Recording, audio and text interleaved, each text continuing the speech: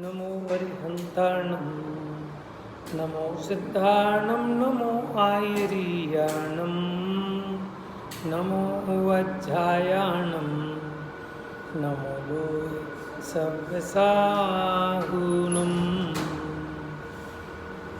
एष सुरासुरमणुषन् वन्दितं धोदघायिकममलं प्रणमामि वर्धमानं तित्थं धम्मस्य कर्तारम्।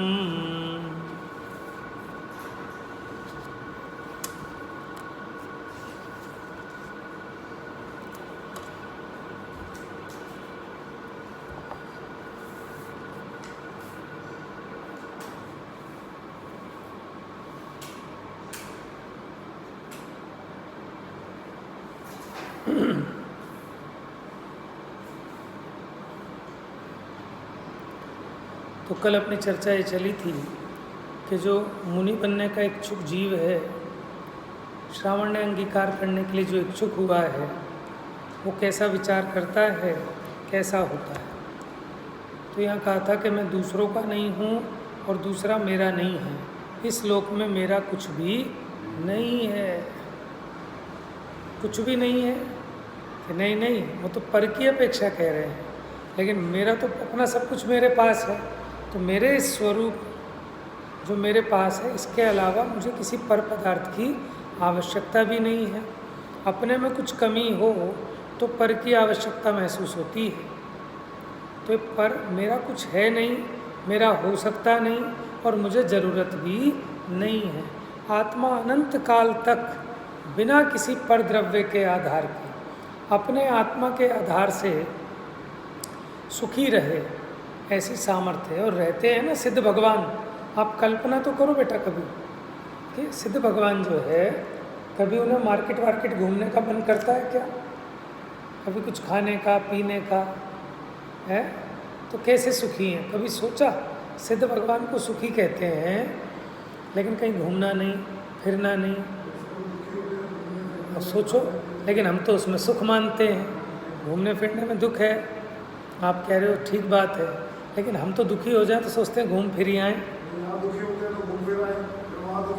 बताओ कैसा सुख होगा? अगर सिद्ध भगवान का सुख अपने को समझ में आ जाए तो रास्ता चेंज हो जाए। ऐसा हो सकता है कि कुछ खाए बिना, पिए बिना, बढ़िया कपड़े पहने बिना, बढ़िया गाड़ी बंगला मकान दुकान, बिना यश प्रतिष्ठा के, हैं, बिना घूमे फिरे कैसे सुख होगा? कि हाँ, सुख के लिए किसी भी पर पदार्थ की आवश्यकता नहीं है। इस बात से अपने को ये भरोसा आना चाहिए, ये कॉन्फिडेंस क्रिएट होना चाहिए कि बिना पर पदार्थ के सुखी हुआ जा सकता है, हो रहे हैं। और बिना पर पदार्थ के अपने से ही होता है सुख। हम जो कल्पना कर रहे हैं ना कि इंद्रिय में से सुख आया, 5 इंद्रिय के विषयों में से सुख आया, वो भी सुख वहाँ से नहीं आया, वो भी अपनी कल्पना में से आया है। बाहर के पर पदार्थ में से सुख नहीं है, क्योंकि वही पदार्थ किसी को मिले तो वो सुख की कल्पना करता है, दूसरा उसमें दुख की कल्पना करता है। जैसे किसी गरीब व्यक्ति को मोटा वस्त्र मिले तो उसमें सुख मानता है, और कोई करोड़पति सेठ को मोटा वस्त्र दे दो टाट का तो दुख मानता है। बात समझ में आई ना? तो ये तो कहाँ से आ रहा है सुख दुख? अपनी मान्यता में से। वही फल, वही सब्जी, वही मिठाई, किसी को उसमें से सुख आता है, किसी को उसमें से। तो मिठाई में अगर सुख होता तो सबको बराबर सुख आना चाहिए। मिठाई में दुख होता तो सबको दुख आना चाहिए, लेकिन मिठाई में सुख दुख नहीं है, ये इस बात से सिद्ध होता है। तो सुख दुख कहाँ से आता है? अपनी जैसी मान्यता है, अपनी कल्पना के हिसाब से आ रहा है। और वो सुख भी सच्चा सुख नहीं है, क्योंकि वो कल्पना से आ रहा है, काल्पनिक है। बात समझ में? और सिद्ध भगवान के काल्पनिक नहीं, पारमार्थिक रियल सुख है। सिद्ध भगवान का सुख जिसको समझ में आ जाएगा तो वो नियम से सुखी हो जाएगा। सोचना चाहिए। चलो सिद्ध भगवान आपको नहीं दिख रहे, लेकिन मुनिराज तो दिखते हैं ना, हमारे तुम्हारे जैसे ही हैं। हम जिन जिन चीज़ों में जैसे बिना पंखे के कोई कैसे सुखी हो सकता है इतनी गर्मी में, बिना एसी के कैसे सुखी हो सकता है। लेकिन इन मुनिराज के पास तो एसी नहीं, पंखा नहीं, मच्छर भी काट रहे हैं लेकिन फिर भी दुखी नहीं। इनके पास स्त्री नहीं, पुत्र नहीं, परिवार नहीं, घर नहीं, दुकान नहीं, व्यापार नहीं है, कपड़े नहीं, परिग्रह नहीं, लेकिन फिर भी सुखी हैं कि नहीं। तो जिसको मुनिराज का सुख समझ में आ जाएगा, उसे समझ में आ जाएगा कि वो सुख आत्मा में से आता है। जैसे जो अनंतों को जानता है वो अपने आत्मा को जानता है। रूप में तो सुखी है, आगे और सुखी मिलता जाएगा, सुखी मिलेगा। जैसे व्याकुलता का फल व्याकुलता है, उसी प्रकार निराकुलता का फल निराकुलता है। अभी आप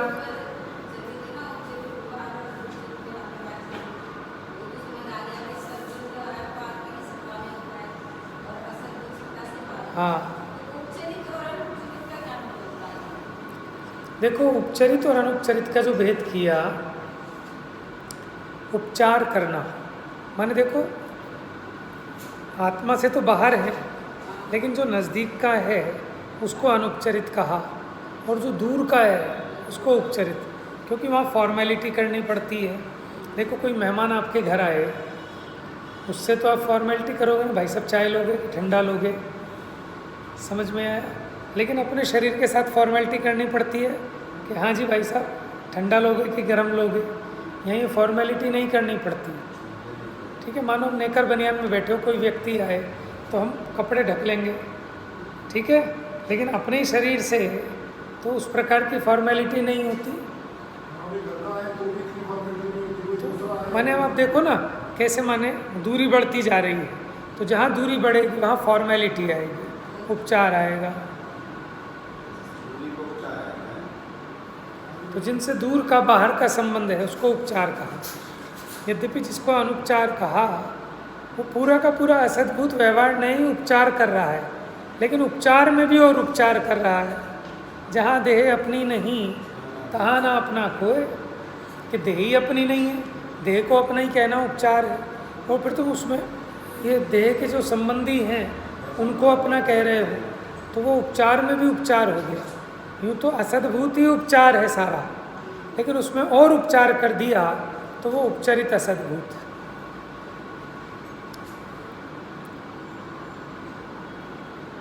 और अगर सद्भूत में आओ तो जो कर्म के निमित्त आदि से हो रहे हैं उनको उपचरित सद्भूत में लिया, अपूर्ण और अशुद्ध पर्याय। और जो जीव का स्वाभाविक भाव है वो अनुपचरित सद्भूत। अनुपचरित सद्भूत को शुद्ध सद्भूत भी कह सकते हैं, और उपचरित सद्भूत को अशुद्ध सद्भूत भी कह सकते हैं। चलिए आगे बढ़े। बहुत सुंदर गाथा प्रारंभ हुई थी, पेज नंबर 380, गाथा नंबर 204। चलते फिरते सिद्धों से गुरु चरणों में शीश झुकाते हैं, हम चले आपके कदमों पर नित यही भावना भाते। कदमों पर चलने का मतलब क्या है कि जहाँ जहाँ उन्होंने पैर रखा वहीं वहीं पैर रखेंगे। जो राह उन्होंने चुनी सुखी होने के लिए, मैं भी उसी राह पर चलूँगा, वीतरागता के मार्ग पर चलूँगा।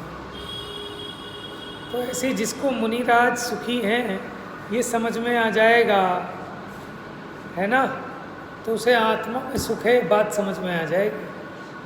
या जिसे समझ में आ जाए कि सुख आत्मा में ही है, उसको दिख जाएगा कि मुनिराज सुखी हैं। अभी बताओ बेटा, मुनिराज देखे हैं?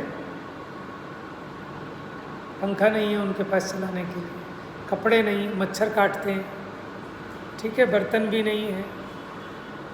आपको जब भूख लगी प्यास लगी खा लिया पी लिया, खा पी भी नहीं सकते। तो बताओ सुखी होंगे कि दुखी होंगे? अब हमारे साथ ऐसा हो जाए तो हमें ऐसा लगता है अरे भैया हम तो बहुत दुखी हो जाएंगे, अभी 2 मिनट पंखा ना चलाएं तो मच्छर खा जाएंगे हमको।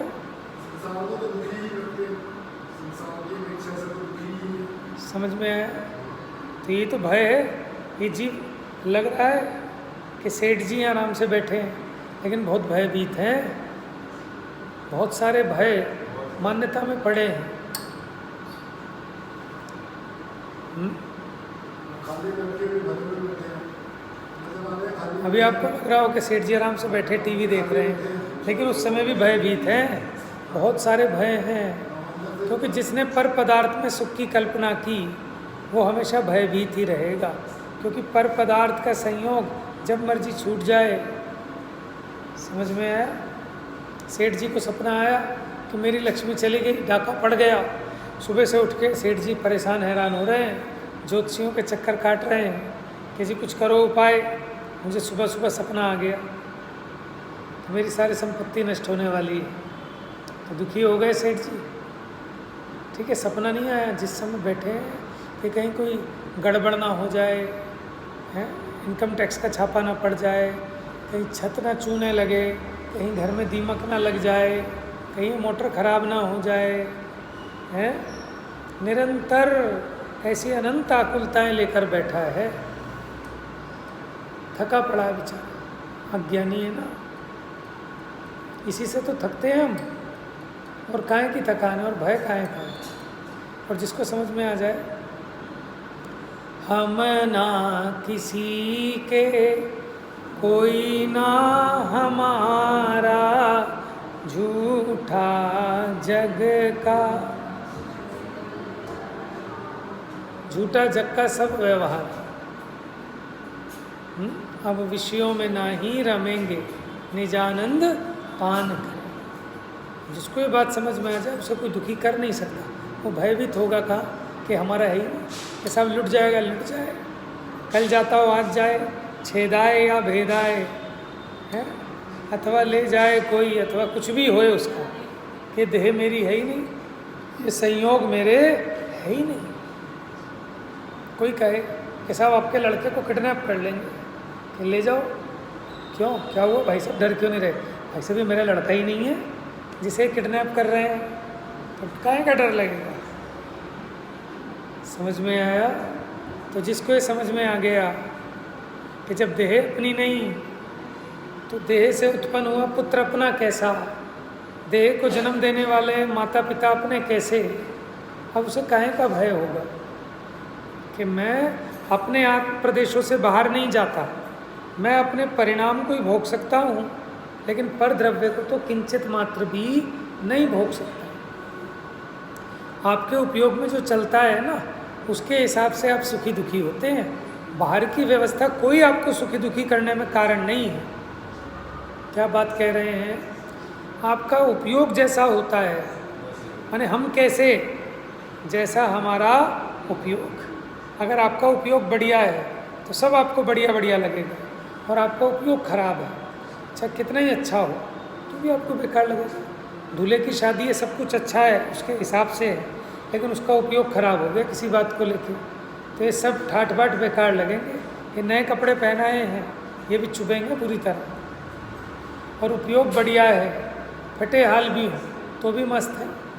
ये फकीर हैं, फटे हाल हैं, लेकिन कोई इच्छा नहीं है। क्या कहा था? चाहा गई चिंता मिटी। मतलब मुझे तो ऐसा लगता है कि इतनी शांति देने वाला मंत्र है कि चाह सारी दुख की जड़ है। अभी आप एक जरा सी चाह लगा लो, देखो आपका उपयोग कैसा खराब होगा। अभी मान लो आपको छोटी सी चाह लग जाए, आपने चश्मा पहना है ना, अभी चश्मा चेंज करा लो, बहुत पुराना हो गया, 4 साल हो गए, बस इतनी सी चाह आपको भी दुख देना चालू कर देगी। आप ये सोच लो शर्ट बहुत पुरानी हो गई, अब नहीं लाएंगे, अब लाएंगे जब लाएंगे, लेकिन आपके उपयोग में निरंतर फांस तनकसी तन्मय सा, इतनी सी इच्छा भी जीव को इतना हैरान परेशान करती है। और अज्ञानी के तो इच्छाओं का अंबार लगा पड़ा है, लेकिन अब प्रकट एक के बाद एक होती है, इच्छाएं अनंत भरी पड़ी हैं, इसलिए इसको कोई सुखी नहीं कर सकता। जितना कुछ मिल जाए इसको, कि जब इसके पास कुछ नहीं था, गरीब था तो भी दुखी था, आज ये टाटा अंबानी बन गया तो भी दुखी है, तो लाभ क्या फिर इसका? वह सुख सदा ही त्याज्य रे, पश्चात जिसके कल्पना करते हैं सुख की, सुख आता तो है नहीं, तो समझना एक काल्पनिक सुख है। बच्चों को पूरे हफ्ते इंतज़ार रहता है, संडे कब आएगा, संडे कब आएगा, कि शायद सुख होगा। संडे आता है और चला जाता है, और फिर भय लेके आ जाता है, कल से मंडे फिर स्कूल जाना है। तो ये काहे का सुख है, और सुख तो आता ही नहीं है ना। जाओ बेटा दर्शन करिए, ऊपर जाओ, नींद आ रही है ना, जाओ ऊपर घूमिया जा थोड़ा सा। बात समझ में आ रही है। तो हम किसको भोगते हैं, पर द्रव्य को भोगते हैं कि अपने उपयोग को। बोलो बेटा, बच्चे ने घिया खा के दुखी हुआ कि अपने वो घिया के प्रति जो इसको द्वेष बुद्धि है, ये द्वेष का जो परिणाम है उससे दुखी हुआ। राजमा में से सुख आया कि राजमा के प्रति इसको जो इष्ट बुद्धि है उसमें से सुख की कल्पना हुई। लेकिन कोई ऐसे भी हैं कि जिनको राजमा नहीं सुहाता, उनको घिया बड़ा अच्छा लगता है। अगर घिया में स्वाद होता तो सबको स्वाद आना चाहिए था। अच्छा चलो, जिसमें से आप स्वाद कह रहे हो उसमें से भी अभी कोई आकुलता हो जाए, कोई और काम आ जाए, है ना, तो उसका स्वाद चला जाता है। हाँ, अभी आपको स्वाद में था, मम्मी ज़बरदस्ती करे कि नहीं अब तुझे निपटाना पड़ेगा, तेरे लिए ही बनाया है सारा। वो कहेगा ये क्या आफत आ गई, तो जहर है। समझ में आया? प्रसंग के हिसाब से, है ना। अभी पता चला कि साहब सेठ जी ने गाड़ी रोकी, 5 स्टार होटल में ढाबे पे बैठे, बढ़िया अपने मनपसंद खाना बनवाया। इतने पता चला गाड़ी में पैसे रखे थे और पैसे को चोरी करके ले गया। आपकी फेवरेट डिश रखी है और मुंह में भी एक चम्मच चली गई है, लेकिन स्वाद आएगा कि नहीं आएगा? कहाँ चला गया स्वाद? तो तुम उसके स्वाद को भोग रहे थे या अपने उपयोग को?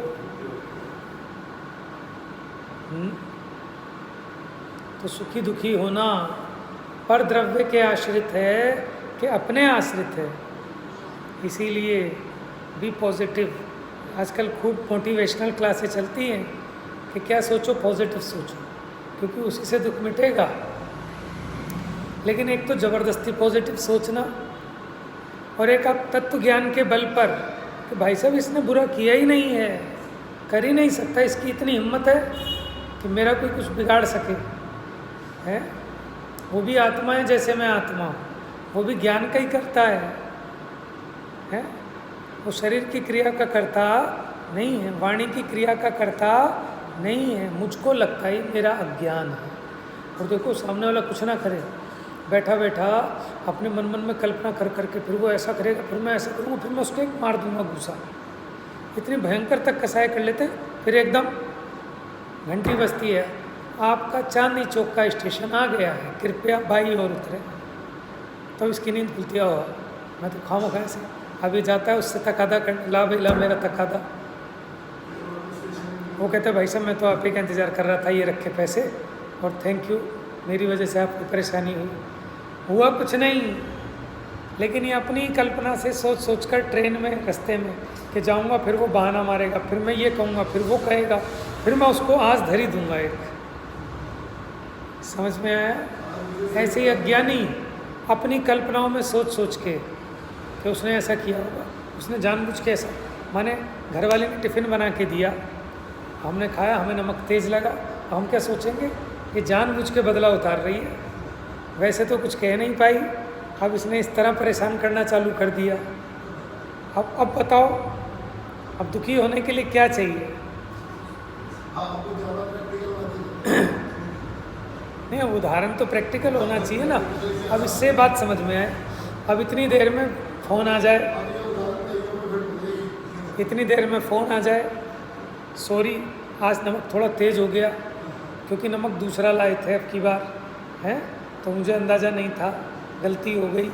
अब आप खामोखाई सोच रहे थे कि उसने जानबूझ के, तो हम आधे से ज़्यादा तो अपनी सोच से दुखी हैं। हम अपने आप ही बैठे बैठे उल्टा सोचते रहते हैं कि इसने जानबूझ के किया होगा, ये मेरे बारे में ऐसा सोच रहा होगा, ये मेरे से किलसता है, मुंह पे मीठा मीठा बोलता है, भीतर से मेरे से किलसता है। तो अब बताओ उसका क्या उपाय है, उसे कैसे सुखी करें? कि जो कड़वा बोले उससे तो किलसे गई, और जो इससे मीठा बोले वहाँ भी किलस रहा है कि सब स्वार्थी हैं, जाओ जाओ, मुझे सब पता है, सब मायाचारी है। तो बताओ उसे कौन सुखी करेगा? समझ में आया? एक तत्व ज्ञान सुखी कर सकता है, और कोई उपाय नहीं भाई साहब। खूब करके देख लो, अनंत काल निकल गया, अनंत और चला जाएगा। अब कितना एक्सपेरिमेंट करेंगे? अब फटाफट निर्णय करो कि सुख बाहर से नहीं आता, सुख आत्मा का गुण है, तो आत्मा में से ही आएगा। तो फिर बीवी के आत्मा में से निकल जाएगा क्या अपना सुख? फिर दूसरे के आत्मा में से कैसे आ सकता है? कल बताया था, दो द्रव्यों के बीच में अत्यंता भाव है और डबल दीवार है वज्र की, कि मैं पहले तो अपने स्वरूप से बाहर नहीं जा सकता, चला भी गया तो दूसरे पर द्रव्य में एंट्री नहीं है। समझ में आया? तो ये बात अपने को समझ में नहीं होती, समझ में आ जाए तो अभी सुखी है। कोई कुछ भी कहे, कोई हमारी निंदा करे, प्रशंसा करे, ये बाहर में हवा अच्छी मिले, गर्मी मिले, मच्छर काटे, कुछ भी करें, इससे अपने सुख दुख का कोई संबंध नहीं है। अपना सुख दुख अपनी कषाय के हिसाब से, अभी तत्व ज्ञान के बल से आपकी कषाय बहुत घट जाएं तो वही प्रसंग आपको दुख देने वाले नहीं हैं। और अनुकूल प्रसंग हो लेकिन कषाय तीव्र हो जाए तो बिना मतलब, बच्चा भी सेवा कर रहा, हाथ जोड़ के खड़ा है, फिर भी उसको चाटा धर देगा। अरे अनुकूल है, वो हाथ पूछ के खड़ा है, बताओ पिताजी क्या लोगे, क्या लाऊं? क्या मैं बताऊंगा तुम्हें क्या लाऊं? है ये भी मैंने ठेका लिया है, तुम्हें इतनी अकल नहीं है क्या देना चाहिए क्या नहीं देना चाहिए? मैं यहाँ बीमार पड़ा हूँ, मेरे से पूछ रहे हो क्या लोगे? नहीं पूछे तो हमसे पूछते ही नहीं, जो मन में आता है वो करने बैठ जाते हैं। यही ज़्यादा समझदार हो रहे, हम तो पागल हैं। तो अब बताओ कौन दुखी कर रहा है इसको? इसका स्वयं का अज्ञान। एक आपको किताब बताई थी, समाधि मरण के ऊपर है, वो विदाई की बेला, बेटी विदा की है ना सबने, समझ में? अब ऐसे ही हमें भी विदा लेनी पड़ेगी संयोगों से। अच्छा, मैंने भी बहुत पहले पढ़ी थी, सन 2000 के आसपास। ठीक है, पढ़िए बेटा, विदाई की बेला। समझ में आया? अब वो एक बुढ़ा पड़ा है घर में, उसका मित्र मिलने आया, तो जैसे ही एंट्री की, एक बाबा आदम के ज़माने का पंखा रखा हुआ है, पुराना टेबल फैन, खरड़ खरड़ खरड़ खरड़ खरड़ खरड़, हवा तो क्या फेंक रहा है, सिर में दर्द कर रहा है। और लाइट भी ऐसी जली हुई है कि वो बल्ब भी ऐसा लग रहा है 50 साल पुराना बल्ब है, अभी तक ख़राब नहीं हुआ, लेकिन उसकी लाइट कितनी रह गई, बड़ी हल्की सी डिम डिम सी, वो भी बीच बीच में लुक लुक कर रही है। और नौकर बैठा रखा है, वो भी कैसा, गूंगा बहरा है। और यहाँ उसने देखा कि गिलास नीचे पड़ा हुआ है और मटका तो रखा है पानी का, लेकिन वहाँ तक हाथ नहीं पहुँच रहा बाबा जी का। तो वो आया मित्र, अरे तुम्हारी क्या दुर्दशा बना रखी है, तुम्हारा बेटा बेटी नाती पोते कोई नहीं है यहाँ पर, तुम्हें अकेला छोड़ रखा है। कह रहे भैया वो यहाँ बैठ के क्या करेंगे, सारी व्यवस्था उन्होंने कर रखी है, उसको भी तो ऑफिस जाना होता है, बहू को भी नौकरी पे जाना होता है, पोता पोती की स्कूल की पढ़ाई इतनी है, वो बेचारे क्या करेंगे यहाँ बैठकर। मैंने ऐसे उसने कई कई सारी बातें कही कि उसकी जगह हम होते तो हम, हाँ आप सही कह रहे हो, ये मैंने दुष्ट हैं ऐसे हैं वैसे हैं, लेकिन वो हर एक चीज़ का एक पॉजिटिव रिप्लाई है उसके पास। कह रहे भैया कोई फ़र्क नहीं पड़ता, मटका तो रखा है, मैं खुद लेके पी लूँगा। कि कैसे गिर गया? अरे बस वो नौकर है बेचारा, उसको नींद आ गई होगी, वो जबकि बहरा है, उसको कैसे जगाएं कैसे बुलाएं। लेकिन सब कर्म के उदय से सामग्री मिलती है, और मेरे सुख दुख का आधार ये व्यवस्थाएं नहीं हैं। अरे देखो मुनिराजों पर भी कैसे कैसे उपसर्ग हुए, धन्य धन्य वे सूर साहसी, आराधन से नहीं चिगे। उनको निज आदर्श बनाओ, निज में समता भाव दो। अब मैं वहाँ से वहाँ घुस गया दूसरी जगह से। चिदानंद रस सहज, कहाँ मिलता है चिदानंद रस? कि खुद बनाओ खुद पियो। अपने घर का मिलेगा, बाहर में कहीं नहीं मिलेगा। नक्कालों से सावधान, हमारी कोई दूसरी ब्रांच नहीं है, चक्कर में मत आना। ये अतीन्द्रिय आनंद, ये चिदानंद रस अपने यहीं बनेगा, खुद ही बनाना पड़ेगा आपको। समझ में आया? एक योगी असन बनावे, आप बनावे आप ही खावे, खावत नाही अगावे। एक योगी असन बनावे, क्या होता है असन? भोजन। एक योगी भोजन बना रहा है, आप ही बना रहा है और आप ही खा रहा है, और खाते खाते नहीं अघा रहा है। कौन? मुनिराज। अतीन्द्रिय आनंद का चिदानंद रस तैयार कर रहे हैं और खुद ही उसको पी रहे हैं, और पीते हुए अघाते नहीं हैं। रही हैं अनंतानंत काल, यथा तथा शिव, कि वैसे ही मुक्ति में चले जाएंगे चिदानंद रस पीते पीते, और वहाँ प्रचुर स्वसंवेदन से पिएंगे और कभी बोर नहीं होते। आपको जो चीज़ अच्छी लगती हो, अच्छी से अच्छी चीज़ भी आपको बोर कर देती है, इसका मतलब उसमें सुख था ही नहीं। हर वो चीज़ जिससे आप एक समय बाद बोर हो जाते हैं, वो इस बात को कहती है कि इसमें सुख नहीं है, आपने अपनी कल्पना से सुख माना था।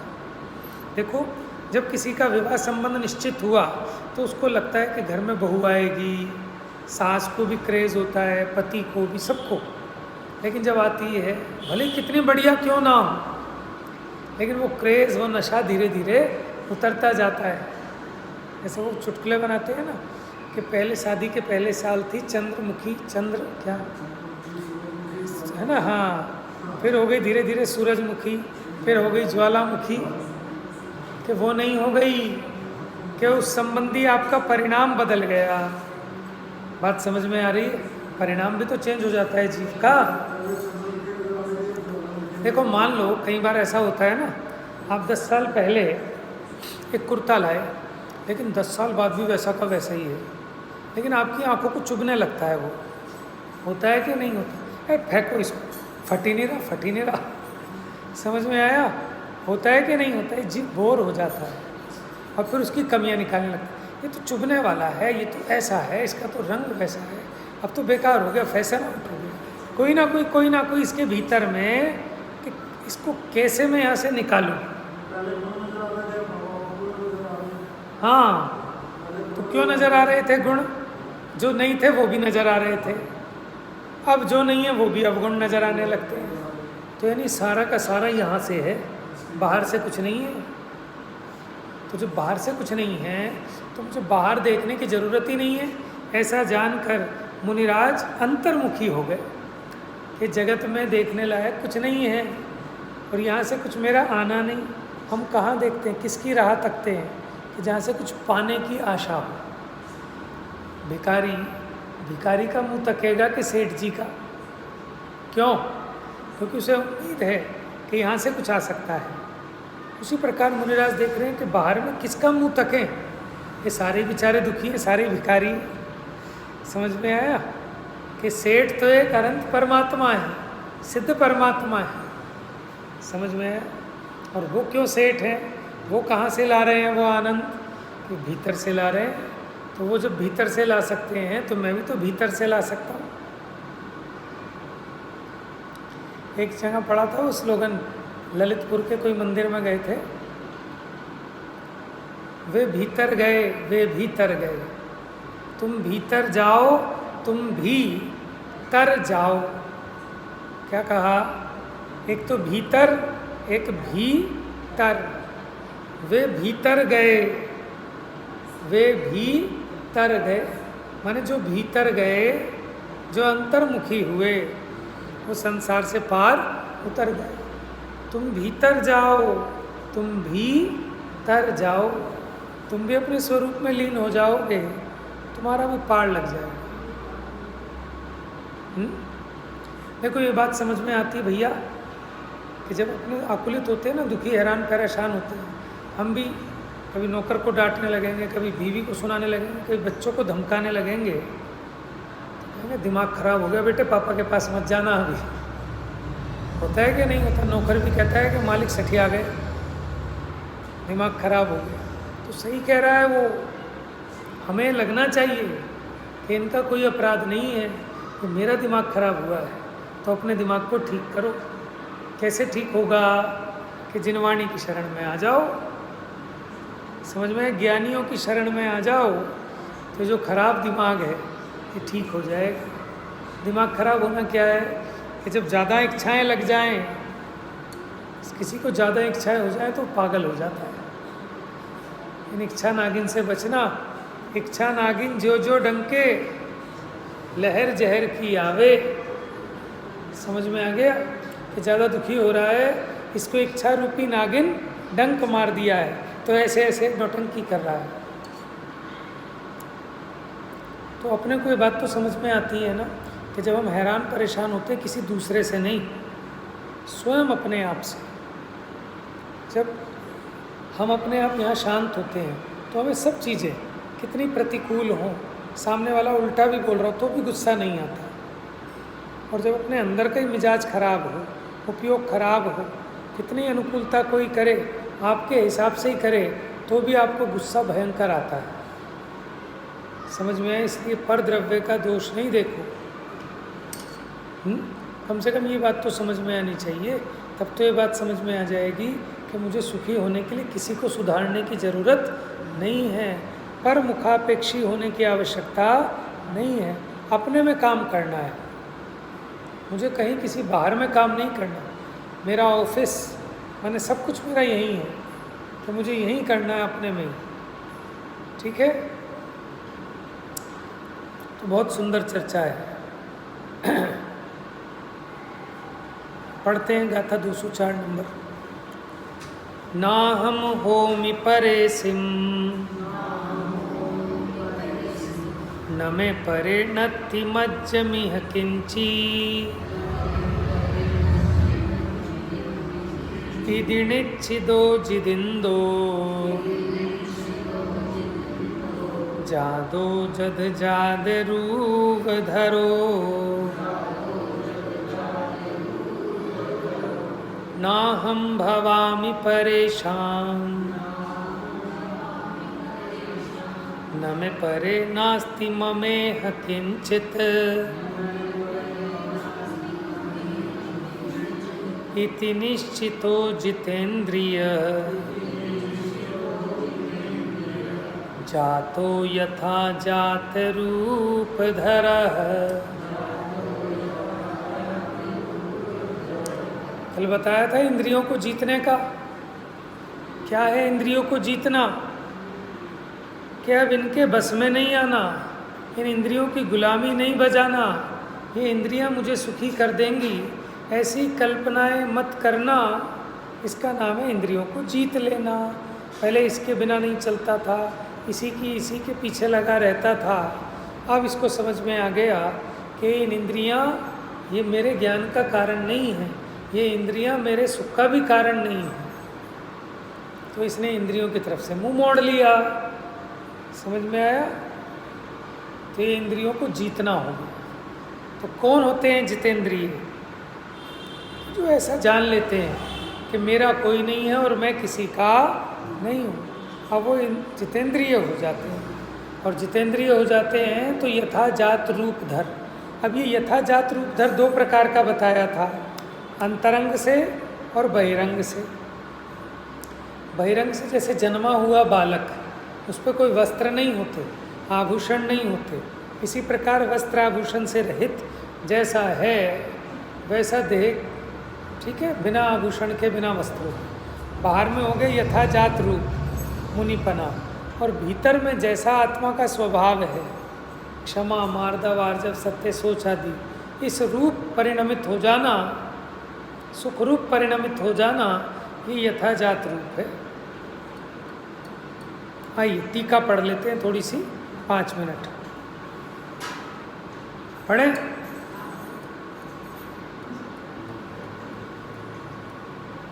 अरे ये तो विषय ऐसा है, आपका उपयोग रमे तो नींद उड़ जाए, और उपयोग नहीं रमे तो क्या करे बताओ। अब मान लो जिसकी नींद, जिसको इसमें मज़ा आ रहा होगा, बात तो वही है, और कोई बेचारा बोर भी हो रहा होगा, कोई कह रहा होगा 9 तो बजने वाले हैं भैया, कितनी देर है ना। तो उसका मतलब बात में आनंद नहीं है, आनंद यहाँ है कि जो जिसका उपयोग यहाँ रम रहा है उसको आनंद आ रहा है, उसकी नींद उड़ जाएगी। और जिसको यहाँ आनंद नहीं आएगा, बात में से क्या आएगा, वो तो निमित्त मात्र है। जाओ बेटा दर्शन करिए, नींद आ रही हो तो।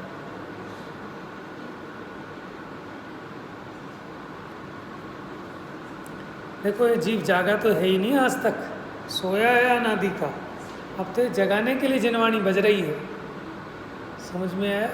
अब तो ये वाली नींद क्या, मोह नींद से उठ रे चेतन तुझे जगाने, हो दयाल उपदेश करें गुरु 12 भाग।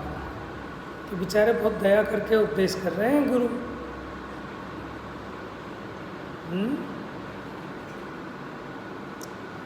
टीका।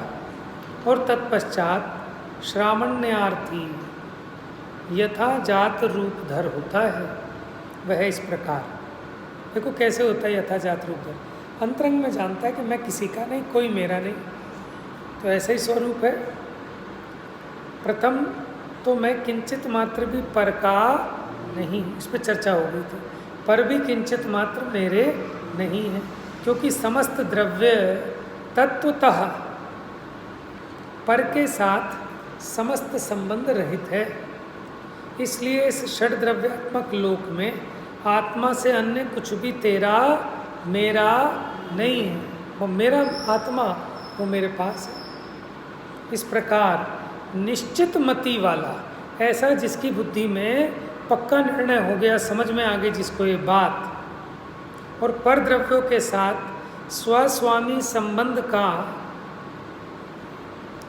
स्वस्वामी संबंध जिसका आधार है, ऐसी इंद्रियों और 9 इंद्रियों के जय से, माने इंद्रियों को जीत लेने से और मन को जीत लेने से जितेंद्रिय होता हुआ वह श्रामण्यार्थी आत्मद्रव्य का यथा निष्पन्न, माने जैसा है वैसा सहज स्वाभाविक शुद्ध रूप धारण करने से यथाजात रूपधर होता है।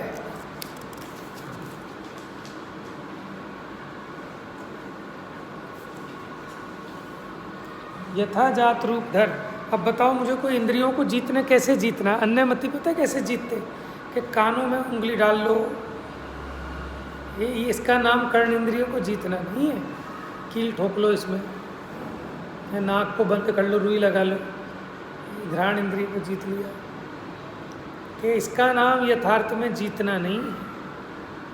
क्या है फिर, ये सब रहेंगे लेकिन इसमें हमारा सुख नहीं है, ऐसे भेद ज्ञान पूर्वक, ठीक है, इनमें इच्छाओं का अभाव हो जाना, उसका नाम जितेंद्रिय है। इंद्रियां तो रहेंगी लेकिन इन इंद्रियों संबंधी इच्छा ना रहे, उसका नाम है जितेंद्रिय। अन्यमति करते हैं वो तो अपनी इंद्रियों को फोड़ लेते हैं कि हो गए हम जितेंद्रिय। ये आँख फोड़ लो, उठ के बेटा निकाल के दो, आँख फोड़ लो तो क्या आँख इंद्रिय को जीत लिया। और बात पूरी करता हूँ, एक छोटा सा वो सुना के कथानक। किसने आँख फोड़ी थी? सूरदास ने।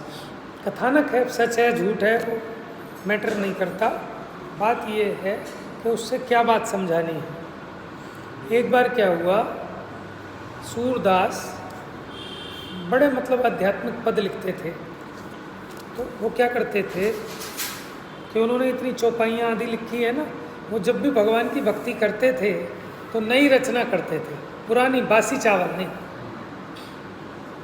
एकदम फ्रेश ताज़ा नई नई रचना करते थे।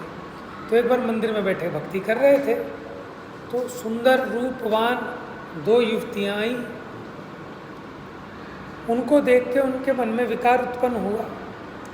उन्होंने अपना माने भगवान से क्षमा मांगी और कहा भैया ये तो मेरे परिणाम खराब हो गए, ये क्यों हुए कि आँखों ने देखा इसलिए। तो उसने क्या किया, आँखों को फोड़ लिया कि अब ना होगा बास, ना बजेगी बांसुरी, ना इन आँखों से कोई स्त्रियां दिखाई देंगी और न मन में विकार उत्पन्न होगा। डॉक्टर साहब बहुत अच्छे से इस बात को प्रस्तुत करते हैं, डॉक्टर हुकमचंद भारी साहब, उन्हीं के मुख से सुना है, हिंदी साहित्य के भी वो अभ्यासी रहे हैं। तो वो कहते हैं देखो गजब की बात है, जब से उन्होंने अपनी आँख फोड़ी उसके बाद उन्होंने जितना साहित्य लिखा वो श्रृंगार का लिखा, स्त्रियों के सौंदर्य का, इसका उसका इस प्रकार का। तो वो कहते हैं कि ये तो ऐसा हो गया जैसे कहते हैं ना कि जैसे सबसे अंत में उसने स्त्रियां देखी और उसके बाद आंखें फूट गई, तो वो अंदर में बस गई वो पिक्चर, समझ में आया। तो हमें तो ये कहना है कि इन इंद्रियों को फोड़ने से कुछ नहीं होगा, आप तो भेद विज्ञान करो तब वो इच्छा ही उत्पन्न नहीं होगी, उसका नाम है जितेंद्रिय होना। बस ये गाथा 204 पूरी हो गई, अब 205 की चर्चा कल करेंगे। जा वाणी के ज्ञान से सूझे